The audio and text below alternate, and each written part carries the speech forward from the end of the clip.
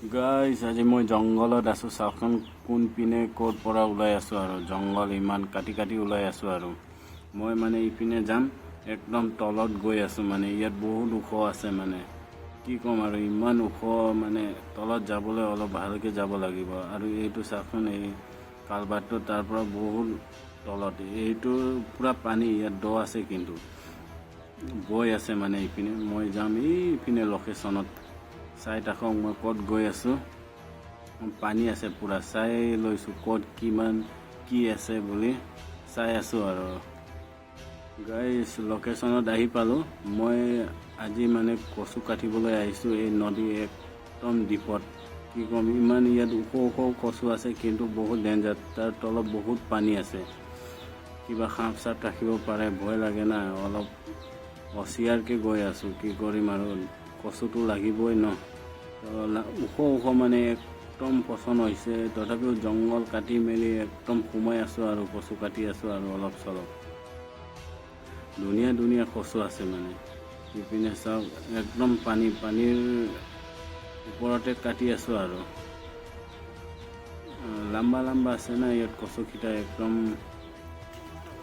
ভাল আছে। আৰু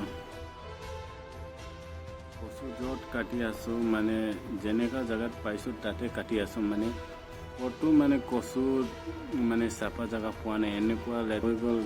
আৰু পানী চানী ধুই ল'ম, অলপ বালি আছেতো সেইকাৰণে অলপ ধুই লৈছোঁ। ধুই মেলি এইটো উঠাই লৈ যাম আৰু পূৰা পাৰ হ'বলৈ দিগদাৰ হৈ আছে। মানে এইপিনে কি ক'ম আৰু শিলগুটিও আছে তলত, একদম পিছলি পৰি গ'ল আৰু কচু যাব মানুহো যাব। আৰু ইমান ওপৰত উঠাব লগা হৈছে গাইজ, কি ক'ম।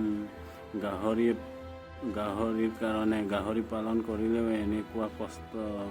আৰু ইপিনে ৰাস্তাত আহিছোঁ, মানে ইলেক্ট্ৰিচিটি কিবা লাইন তাৰ মানে লাগু হৈ আছে, ইমান ওখ ওখ হৈ আছে কচু। আৰু জংঘলটো কাটি দিছোঁ আৰু কচুটো মই লৈ লৈছোঁ। মানে ইলেক্ট্ৰিচিটিৰ মানুহৰ কাৰণে ভালেই হৈ গ'ল, কচুটো মোৰ হৈ গ'ল, ইহঁতৰ আৰু কাম কৰিব নালগা হৈ গৈছে। আৰু ইহঁতৰ কামটো মই নিজে কৰি দিছোঁ আৰু অলপ চাইডে কচু কটাৰ লগে লগে জংঘলকেইটাও কাটি দিছোঁ, যিমান ওখ ওখ আছিলে এইটো চব কাটি দিছোঁ।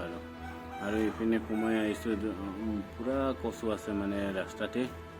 তো এই মানুহটো কৈছিলে মানে মোক একদিন এইটো চব কাটি দিবি, চাফা হ'ব বুলি। তো আজি মই আহি পেলাই কাটি দিছোঁ। আৰু সিহঁতৰ কাৰণে ভাল, আৰু চাফা কৰি দিছোঁ। আৰু এতিয়া হৈ গ'ল, বস্তাত আৰু স্কুটিত ভৰালোঁ, এতিয়া যাম আৰু ৰেডি কৰি আছোঁ। Bye bye.